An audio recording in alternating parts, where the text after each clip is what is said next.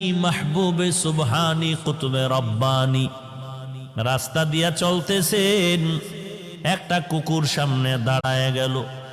কুকুর ডাক দিয়া কয়, বড় পীর আমার কথার জবাব দিয়া তার উপরে যাও, বলো তুমি ভালো নাকি আমি কুকুর ভালো।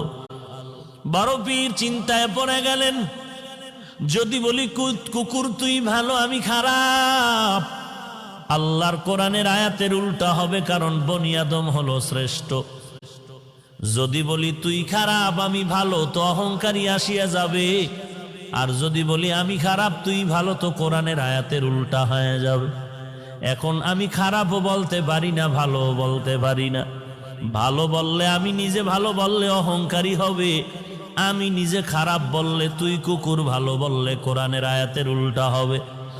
আল্লাহর ওলি বান্দা মোরাকাবায় ঢুকলেন, আল্লাহ জবাব দিয়া দিলেন,